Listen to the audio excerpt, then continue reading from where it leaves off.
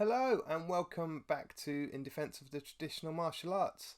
Last week I did a video about Ben Askren's upcoming boxing match with Jake Paul. Is it Jake Paul? I forget now. One of the Paul brothers. I've really lost interest in it. I'll be excited when it actually happens. If Ben Askren wins, that is. If Jake Paul wins, I'm just going to cry, I think. I really want him to get smashed. But the viewers of that video, I got more views in a week than I think I've got in all my other videos in defence of the traditional martial arts up to this point put together, which is quite sad.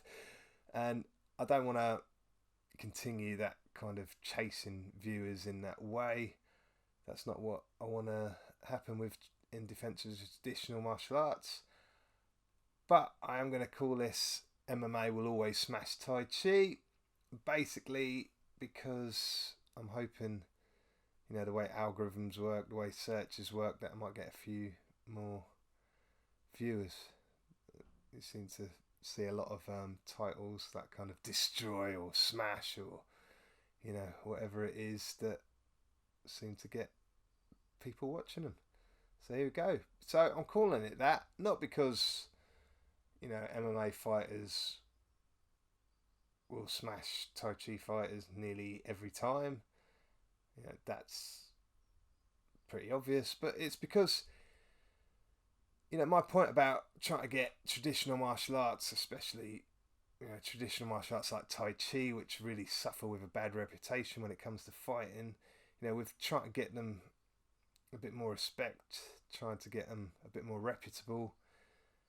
To do that, you need to spar in class, yes, but to get better, I think you need to go and spar other schools, whether that's other Tai Chi schools, whether that's, kickboxing schools, other traditional martial arts schools, MMA fighters. Just get out there and try it. I think it'd be great. But I also think if you push that too far, what you basically end up with is MMA, because let's face it, that's how, the UFC got started. You had the Gracie challenge matches where the Gracies would take on all comers, and that is a very traditional way of proving your martial arts skill. In China, hundreds of years ago, they called it kick school. You would go to another school to challenge the top students or the teacher to a fight to prove that your system was better. And yeah, that was basically what the Gracies did. They'd take on all comers, and they basically showed that grappling beat striking most of the time, because at the time strikers didn't know anything about grappling.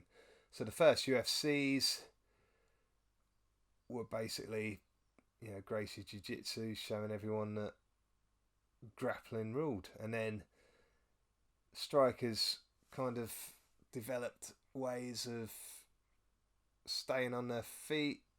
You had people like Chuck Liddell with the wall walking that totally changed the game entirely.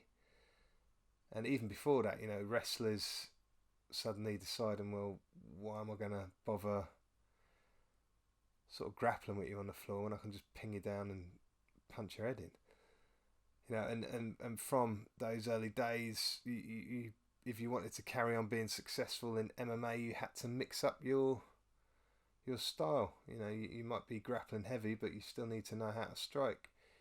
You might be one of the world's elite grapplers, and as Israel Adesanya, has discovered, if you haven't got really good high level grappling, you're going to be in trouble if someone gets you down and is good at holding you down. And yeah, if that's your Tai Chi, if you go out and you start playing around and discovering what works and what doesn't work, that is essentially MMA. So MMA will always destroy Tai Chi, just because if you try and fix Tai Chi, I think you end up with MMA. So, what can the traditional martial arts do to get their reps back? I still think it lies somewhere in going out and sparring. I think it'd be good for traditional martial arts schools to arrange like sparring sessions with people willing to help them out. I certainly would if the opportunity came around. And yeah, like I say, if I think if you're really interested in fighting, I think nowadays you just gravitate towards combat sports in general. So, is there really a way to save the traditional martial arts when it comes to the ability to fight? It's a tough one. And I really hope, it can be done, but I'm starting to think that, if you meddle in it too much, then, yeah, you just end up with MMA. Well, let me know what you think. Let me know what you think about traditional martial arts, MMA in general, and whether you think traditional martial arts can still be relevant when it comes to fighting. Thanks for listening, and catch you soon.